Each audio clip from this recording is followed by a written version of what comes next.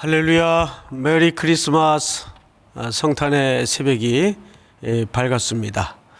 여러분들의 가정에도 아기 예수님의 이름처럼 임마누엘의 은혜가 복된 하나님의 평강이 가득 넘치는 하루가 되기를 축복합니다. 우리 오늘 베드로전서 마지막 장이죠. 3장 1절서부터 7절까지만 보도록 하죠. 사랑하는 자들아, 내가 이제 둘째 편지를 너에게 쓰노니. 이 둘째 편지는 어느 책을 얘기하느냐, 학자들마다 좀 견해가 분분하긴 합니다만은 유다서라고 말하는 분들도 있고 한데, 자연스러운 정황상 베드로 후서를 얘기한다고 보면 틀리지 않습니다. 둘째 편지로 너희의 진실한 마음을 일깨워 생각나게 하여. 자, 여기 베드로 사도가 계속해서 강조해 왔던 바가 소개되는데, 너희의 마음에 뭔가를 일깨워서 기억나게 한다, 또는 생각나게 한다. 계속 강조하죠. 이 강조는 1장에서부터 계속 이어오던 강조입니다. 베드로가 뭘 그렇게 성도들로 하여금 기억나게 해야 했고, 또 생각나게끔 이 글을 남겨야 했을까요? 당연히 하나님의 말씀이에요. 여러분, 베드로는 우리 사복음서를 비교해 보면 굉장히 흥분 잘하고, 극단적인 표현 잘하고,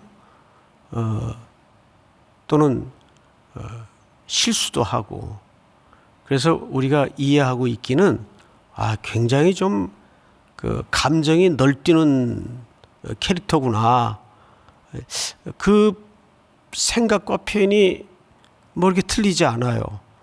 왜냐하면 성경에 나와 있는 그의 행적을 찾아봐도 베드로가 정말 여러 군데서 극단적인 표현도 했고,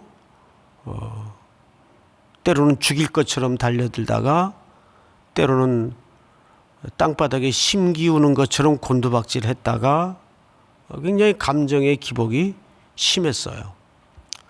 그런데 그는 요한복음 21장에 부활의 주님을 바닷가에서 만난 이후로 그가 어떻게 살아왔는지는 성경에서 쉽게 찾아볼 수 없지만, 오늘 베드로 후서를 통해서 분명한 변화는 철저히 하나님의 말씀에 기초하고 있다는 사실을 발견할 수가 있어요. 본인도 그런 실패를 통해서 깨달았죠. 때로는 격정적이고 자기의 감정이 행동의 기초가 되었고, 자기의 감정이 사람을 평가하는 중요한 근거가 되었던 삶이 틀림없이 있었어요. 그런데 이렇게 신앙이 무르익어가고 나이가 들어가면서 베드로에게 큰 줄거리의 변화가 왔는데, 그것이 뭐냐 하면 하나님의 말씀이 남아야 되겠구나. 신앙이라는 것은 하나님의 말씀에 기초해야 되겠구나. 이거를 깨달은 이후로 오늘 사도 베드로가 이 마지막 글인 베드로 후서를 독자들에게 남기면서 계속 강조하는 바가 1장서부터 기억나게 하려고 이 글을 쓴다, 생각나게 하려고 이 글을 쓴다. 사람은 가도, 사역은 지나가도 결국 우리 속에 무엇이 남아야 될까요? 하나님의 말씀이 남아야 돼요. 저도 언젠가는 지나가겠죠. 또 많은 주의 종들이 선포했던 말씀들이 다 세월과 역사 속에서 그것이 거짓 것이면 다 잊혀지고 지나갈 겁니다. 특별히 구하옵는 것은 이 성탄절 새벽에 우리가 이 말씀은 새로운 도전을 줘요. 성탄을 기다렸던 사람들의 신앙을 보면 결국 뭘 붙들고 있었어요? 레갑의 후손들, 또 들판의 목자들, 또 요셉. 이제 우리가 낮에 오늘 또 10시, 12시에 걸쳐서 예배가 있지만 결국 약속을 기다렸던 사람들이에요. 근데 그 약속을 자기들의 의지로 기다렸던 사람들이 아니고 신념으로 기다렸던 사람들이 아니라 그 선지자들이 전해주었던 그 하나님의 약속의 실현을 확고히 믿고 기다렸던 사람들이. 근데 오늘 1절에 보면 아주 중요한 수식 하나가 눈에 띄죠. 자, 진실한 마음을 일깨워 생각나게 하여. 근데 그 기억을 어떻게 하라는 거예요? 진실한 마음을 일깨워 그랬어요. 누가 그 말씀을 생각하고 말씀을 기억하는데 거짓으로 일깨워지는 사람이 있나요? 여기 진실한 마음이라는 것은 아주 중요한 표현이에요. 이 말은 그 에일리 크리네라는 말을 쓰는데 사실은 이 단어는 태양 광선이라는 뜻이에요. 혹시 도자기나 또는 그릇 만드는 데 가보셨나요? 어떻게 만드는지? 이제 그 불가마에서 여러 벌 구이를 해요. 그렇죠? 2벌 구이, 3벌 구이를 해요. 그리고 조심조심 그릇을 그 불구덩이에서 토해내면 그 만드는 분들이 최종적으로 그 그릇의 상태를 어떻게 평가하냐 하면 밝은 태양빛에 가지고 나가요. 또는 아주 눈부신 불빛 아래서 그걸 이렇게 들어서 비춰보면 매우 눈에 육안으로는 구분이 안 되던 실금 같은 것들이 가끔 눈에 띄어서 그 그릇은 결함이 있는 거죠.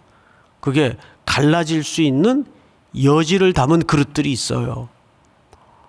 그 그릇들을 떼우고 수선해서 쓸까요? 아니에요. 여지없이 깨버려요. 다시 흙을 이겨서 구워서 새롭게 만들죠. 여기 진실한 마음을 일깨워라는 말은 결국 이런 뜻입니다. 나누이지 않는 마음. 그러니까 하나님께 오랜 순종이 가능한 사람들은 그 태도가 나누이지 않는 마음이에요. 이 생각했다가 저 생각했다가 이거 됐다가 저거 됐다가. 그 그리스도의 사람들은 그 소위 우리가 그 라이프 스타일이라고 하죠. 그 라이프 스타일이 아주 중요해요. 어제도 저녁 늦게까지 어느 선배 목사님이 오셔서 이런저런 이제 이야기를 하시는 가운데 아주 중요한 얘기를 하나 해주시더라고요. 자기가 평생 이제 은퇴 이후에도 그 가르침에 좀 관심이 많아서 학생들 공부하는 그 모양을 보면 절대 IQ 때문에 공부를 잘하고 못하고가 아니래요. IQ가 2자리라도 서울대 가는 사람들이 많대요. 뭐 그분 얘기예요. 그분 얘기. 그럼 무엇이 그 분기점이 되느냐? 그 학생의 공부하는 태도, 라이프 스타일. 이게 아주 중요하다는 거예요. 그래서 우리 그리스도인들이 신앙의 태도를 어떻게 형성하느냐는 어릴 적부터 매우 중요합니다. 그러려면 단순해져야 돼요. 눈동자도 쳐다보려면 한 곳만 쳐다봐야 돼요. 한 곳만. 여기 갔다가 저기 갔다. 그러면 안 돼요. 그게 우리 성도들의 신앙함의 라이프 스타일이 돼야 돼요. 심플 라이프. 믿습니까? 그러니까 성탄을 기다렸던 사람들의 삶을 돌아봐도 사실은 같아요. 그러니까 여기 에일리 크리네라는 말은 나누이지 않는 마음, 그걸 레위기서에서는 딱 두 글자, 한 단어로 표현을 했죠? 뭐라고 표현했어요? 제가 자주 드렸던 말씀 중에 하나인데, 내가 거룩하니 너희도 거룩하라. 거룩의 개념이 뭐죠? 거룩의 개념은 홀리홀리하고 목소리 깔고 종교적인 행위를 잘 지키고, 저는 그것도 중요하다고 봐요. 그런데 성경에서 말하는 홀리, 거룩이라는 개념은 태도를 얘기하는 거예요. 관계. 하나님이 내가 거룩하니라는 말은 자기 설명이 아니에요. 나 이 정도다? 그 말이 아니라 나는 너밖에 모른다. 나는 오로지 너 하나만 사랑한다. 하나님이 우리를 향하신 자신의 태도를 말씀하고 있는 거예요. 그러니까 내가 거룩하니 너희도 어떡하라? 거룩하라. 너희도 나만 바라봐야 된다? 그 뜻이에요. 그게 진실한 마음이에요. 그래서 이 베드로 사도는 이런 얘기를 이어갑니다. 2절을 보시면 곧 거룩한 선지자들이 그랬어요. 이 거룩이라는 단어가 나와야 안 나와요? 예, 바로 나오죠. 근데 선지자들이 어떤 선지자들이에요? 거룩한 선지자들. 예레미야 같은 사람들, 이사야 같은 사람들, 얼마나 그 악한 시대에 활동했던 선지자들로서 거룩한 사람들이었어요.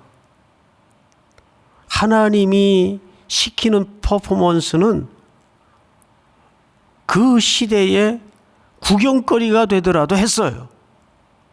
예레미야 같은 사람은 목에 사슬을 걸고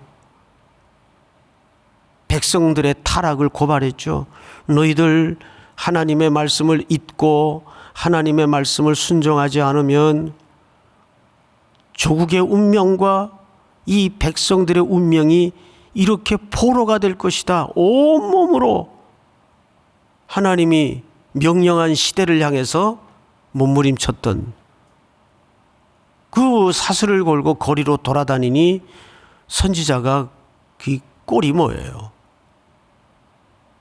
그런데 내 꼴이야 어떠하든 이것이 이 시대 백성들에게 하나님이 내게 부탁한 것이고 명령한 메시지의 방법이라면 하는 거예요. 그런데 우리는 계속 어디에 관심이 전전긍긍하죠. 야, 이러다 내가 망하면 어떡하나? 실패하면 어떡하나? 어떻게 해야 잘 될까? 자꾸 방식에 관심이 많아요. No. 하나님은 여러분들에게만 관심이 있을 뿐이에요. 그것이 하나님의 거룩이 가장 절정으로 꽃피워졌던 현장이 십자가에 드러낸 하나님의 마음이고 그리스도의 순종이에요. 하나님의 거룩을 그 이상 어떻게 설명해요? 우리에게 그 십자가의 은혜를 주셨단 말이에요. 자, 그런데 여러분, 십자가는 완성이 아니에요. 이제 하나님의 은혜의 키를 우리에게 허락하신 시작에 불과하단 말이에요. 서구학자들이 한때 한국교회 신학을 이렇게 비아냥했던 경우들이 가끔 있었어요. 한국 교회는 아직도 갈보리 언덕에 머물러 있다. 일면 틀릴 수도 있지만 또 전혀 틀린 말은 아니죠. 우리의 신앙이 골고다 언덕에만 머물러 있어서 안 돼요. 십자가는 하나님의 무한한 은총과 보고로 들어가는 대문을 여는 키란 말이에요. 그런데 만약에 야, 나 이 키 갖고 있다? 그 키 가지고 키 자랑만 하고 있으면 그럼 무슨 소용이 있어? 그럼 너 그 안에 들어가 봤어? 아니, 아직. 그건 아무것도 아니에요. 십자가라는 형상마저도 그냥 우상 숭배에 불과하다 그 말이에요. 왜 그 십자가의 아픈 사랑을 치루어내면서까지 하나님의 택한 백성들, 영접하는 자들에게 그 하나님의 자녀가 되는 권세를 주셨을까요? 이유는 하나예요. 그 십자가 넘어 그리스도와 하나님께서 성령의 안내를 통해 우리로 하여금 누리도록 하시는. 그래서 우리가 신앙생활을 하는 데는 그리스도의 은혜와 하나님의 은총이 필요하지만 아울러 삼위 하나님 한 분 중에 성령님의 조명 없이는 길을 걸어갈 수가 없어요. 이 성령님의 조명이 있어야만 그리스도가 구주이심을 깨달을 수가 있고 십자가의 그 사랑이 얼마나 하나님이 우리를 향하신 거룩한 자기 표현인 것을 깨달을 수가 있어요. 여러분, 칠흑같이 햇볕 한 조각 들어오지 않는 캄캄한 동굴을 간다고 한번 생각을 해보세요. 여기 부딪히고 저기 부딪히고 걸려 넘어지고 장난 아닐 거예요. 상처투성이에. 그 인생 자체가 얼마나 고달프고 힘이 들겠어요. 그런데 누가 헬멧을 하나 갖다 줬는데 헬멧 앞에 조명이 있어요. 조명. 광부들이 쓰는 모자 아시죠? 그걸 탁 켰더니 갑자기 칠흑 같은 어둠이 쫙 걷어지면서 다 보여요. 다. 가는 길이 어떠한지, 목적지가 어딘지. 그래서 시편 기자는 주의 말씀은 내 길의 빛이요 내 발의 등이니이다. 바로 베드로는 그 하나님의 말씀이 나누이지 않는 마음으로 오로지의 순종으로. 근데 이 순종은 오랜 순종이어야 돼요. 오랜 순종은 의지로 되는 순종이 아니에요. 대표적인 인물이 구약에 에녹과 노아를 빼놓을 수가 없죠. 노아는 당대 의인이라고 그랬어요. 의인. 그가 거룩한 일을 해서 의인이 아니에요. 그 의인이라는 개념은 하나님께 택함을 입은 자들이라는 대표적 표현이에요.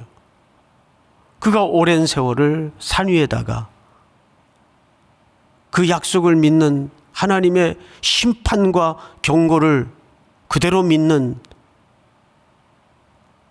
식구들과 함께 뚝딱뚝딱 하면서 오랜 세월, 오랜 순종을 이루어내죠. 그 노아의 의지로 한 게 아니에요. 하나님의 약속의 힘이 그 일을 가능케 했단 말이에요.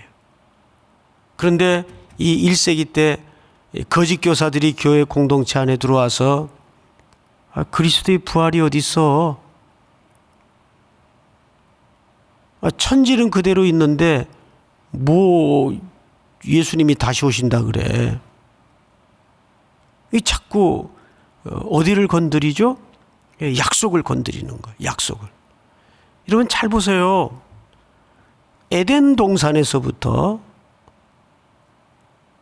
첫 인류를 사탄이 건드렸던 게 뭘 건드린 거예요? 그들의 감정을 건드린 게 아니에요.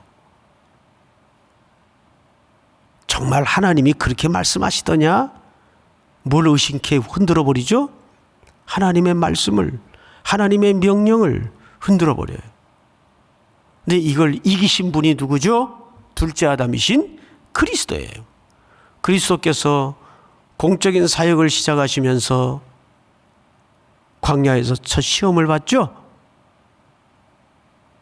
그때 예수님이 뭘로 사탄의 공격을 막아내고 이겨냅니까? 기록하였으되, 기록하였으되.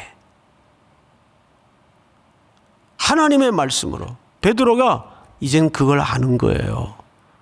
사람의 그 현상학적인 어떤 뭐 화려함, 뭐 은사, 이런 게 다 의미가 없구나. 내 감정에 기반해서도 안 되겠구나. 오로지 하나님의 약속만이. 그래서 이 마지막 숨이 가늘어지는 순간에도 진실한 마음으로 일깨워져 너희들이 이 약속의 말씀을 붙들었으면 좋겠다. 사랑하는 성도 여러분, 오늘 우리가 이렇게 또 특별한 성탄을 지금 경험하고 있지 않습니까?